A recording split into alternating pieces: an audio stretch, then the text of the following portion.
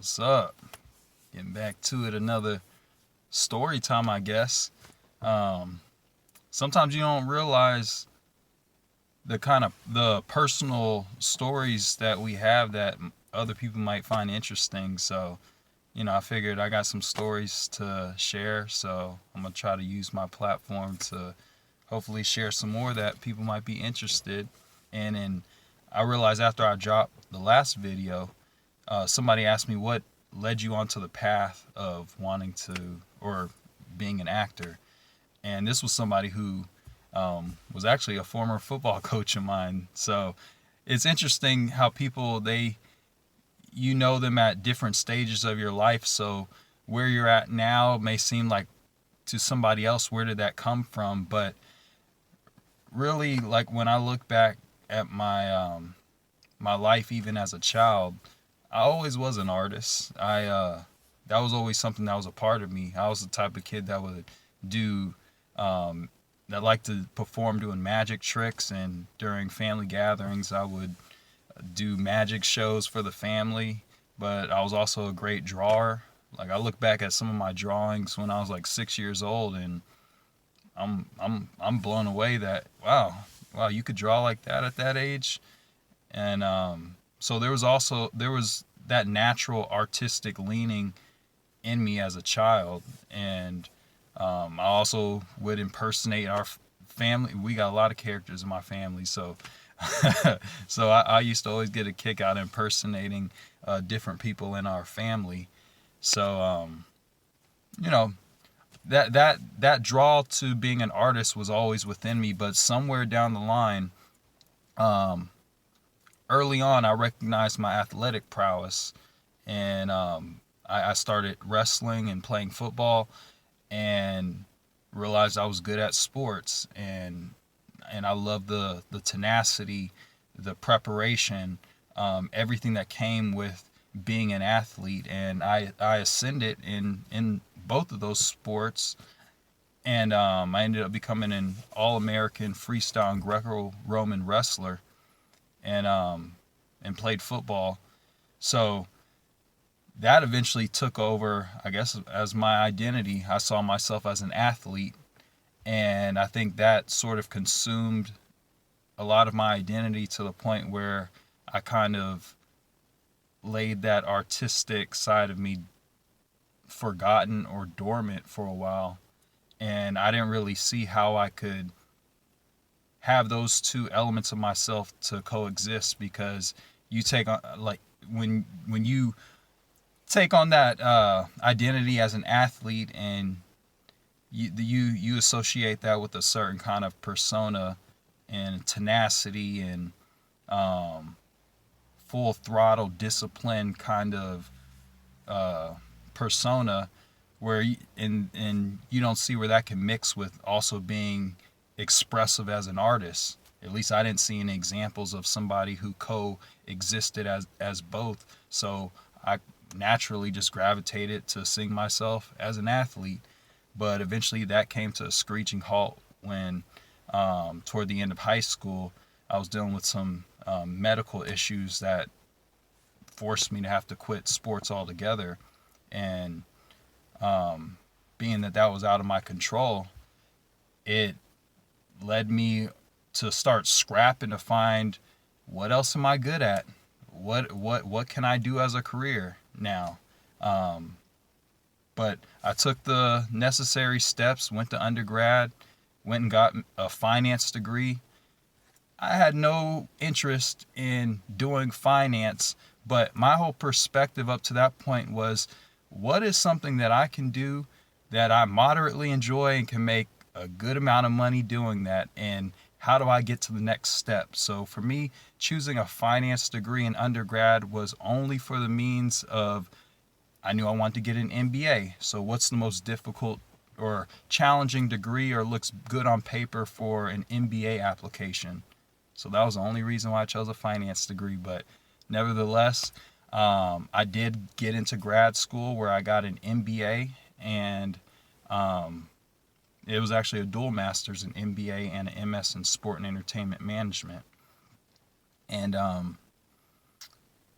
during that time, I was looking to work in the sports industry. I was like, if I can't perform as an athlete, at least being in the mix of the industry, maybe I can find some fulfillment working in that capacity. And I found my foray into that, working in public relations in the sports industry while I was in graduate school.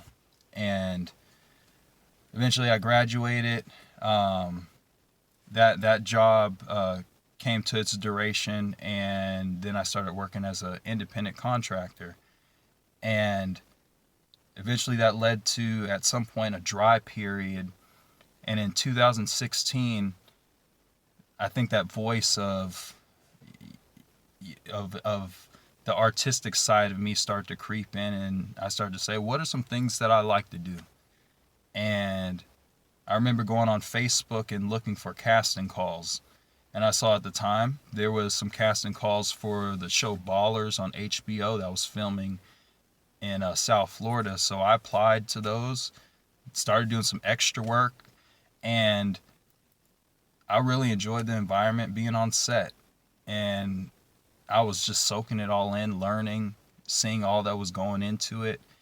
And I remember there was one particular scene where I saw Dwayne Johnson, The Rock, his character, and I was playing the extra of a NFL draftee at a rookie symposium, and The Rock, Dwayne Johnson, he was doing this monologue, and it was a long monologue. I forget how long it was, but we probably shot that scene for like 2 to 3 hours, and they were doing it from all different angles. And that's when it clicked to me that if you want to do this, you have to train, because it's not we see on TV the 2 to 3 minutes of it, but we don't see how you have to deliver it on this take, at this shot. You need to be able to deliver, and that takes endurance and understanding of a craft. And so I remember coming back from that experience and knowing that I need to start taking acting classes, because I was like, I want to get speaking roles now. So I went back. From that experience, I started taking classes at a studio in St. Pete. Andy Matheny Acting Studios is where I started taking classes, and started learning the fundamentals of the craft. And just going through that experience, it was one of those things where I enjoyed the process just as much as the end goal. It wasn't just me just looking for the end goal of something. I was enjoying the process of character development. And as I was performing and receiving feedback, I started to notice that if I did very little preparation, I was doing believable work. When I started putting in some decent preparation, the response was pretty good from the feedback that I was getting. And when I put in a lot of preparation, that's when I noticed people really gravitating to my work. And there were a couple special moments where it just showed me that I was on the right path and being involved with this. Now at this point, I hadn't fully given myself to really pursuing this. I was just taking classes and starting to realize a gift that I had. And I remember I had gone to a workshop in Atlanta, where a Tasha Smith acting workshop, and I remember doing a scene, and she was coaching me through it. And there was a moment where I did the scene, and then everybody in that auditorium just like stopped and started cheering. And I looked at Tasha, and I was like, okay, let them get this all this applause and everything done with, and then I'll resume the scene. And then she looked at me, and she was like, no, you done. And that was one of those moments where it's like, wow, okay, that was one of those moments that you check off, and it reminds you that there's something there. And then there was a moment where I went to a Harry Lennox workshop, and I was doing a scene with my friend who's also an actor, Matthew Williams, and we were doing the scene Lean on Me, a scene from the movie Lean on Me. And again, it was a similar experience, and Harry Lennox really raved about our performance.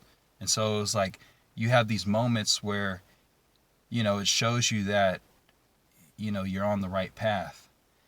Now, at that time, I was still, somewhere along that time, I started working as a publicist for a new media company, and that was growing really fast, and it was a really fun job, great culture. And I was eventually laid off. And at that moment, I had a decision that I had to make. I was like, am I going to go look for another PR publicist job, or do I really go and give this thing a shot? And I chose the latter. And it it required me to make some strategic adjustments. I was studying at that one at the first studio that I began acting in, but I knew that there was another studio in town where there was a lot of actors that were booking from there. They were having showcases where casting directors and agents were coming in to see the talent. So I decided to start studying at that studio, and through the course of studying there and going through showcases, that's where I landed my first agents, who were able to see me perform, and it led me on the way to start booking in the TV and film industry.